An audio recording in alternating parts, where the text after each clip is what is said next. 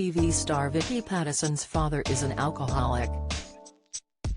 It took her until the age of 28 to say the words out loud and to come to terms with what her dad's illness and relationship with drink might mean for her.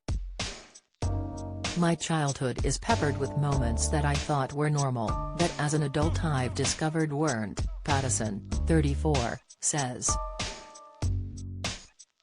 "I thought houses were loud and noisy and sometimes quite scary, and a lot of houses aren't. If you'd asked me at 8, 9 years old if I was ever going to have a drink, I would have said no. I would have said, there's no way I'm ending up like my dad. And I hate that that was even something that was in my mind that young." Pattison is now around the same age as her dad John was when his addiction took hold, and she's terrified of going down the same path. She freely admits that she loves a drink, but sometimes doesn't know when to stop. Here enters her biggest fear: what if there's a genetic component to alcoholism which she can't avoid? In a touching and emotional Channel 4 documentary, Vicky Pattison, My Dad, Alcohol and Me, the TV personality explores the medical and psychological sides to alcoholism, to find out how genes and behavior can lead to a predisposition to addiction and to learn about how best to support her dad.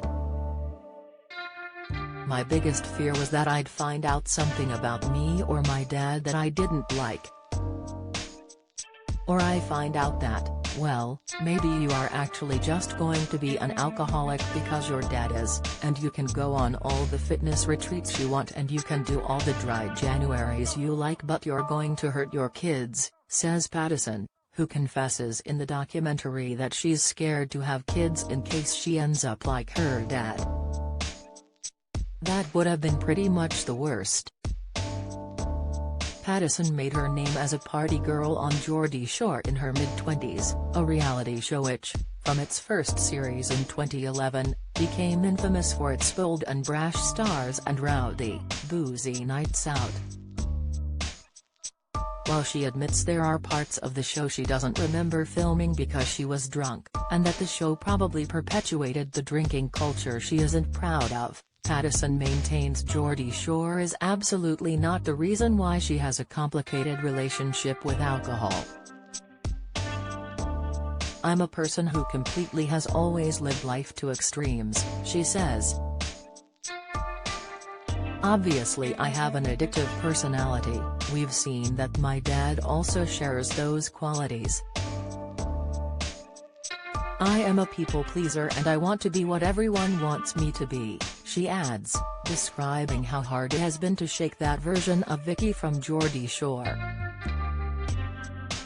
"If I am in a big social situation, like a big wedding or a massive event or a party, and someone's like, 'Oh, let's do shots. Let's do this,' it's very hard for me to say, 'Oh, no, I'm someone different now.' Because there is still a part of me that is that person." Now, Pattison is concerned about the damage that her partying ways have done to her body, and fears it is a foregone conclusion that she is destined to be an alcoholic.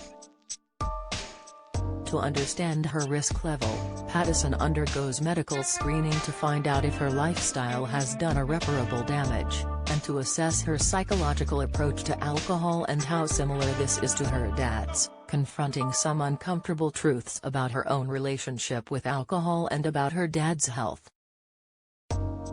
In the hour-long documentary, viewers see how John often downplays the amount he's been drinking and goes through peaks and troughs of recovery.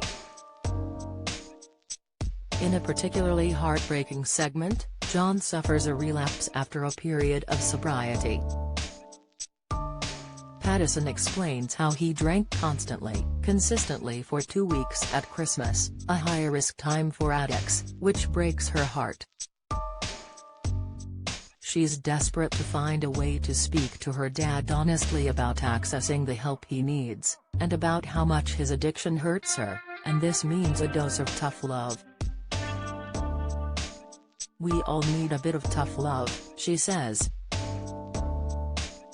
It's so hard to be that person to someone you love, because you do just want to be the best daughter to them, the best sibling, the best whatever. But actually, sometimes being the best daughter or being the best father is delivering some painful home truths. I think we both had to do it for each other throughout the documentary, and we're closer for it.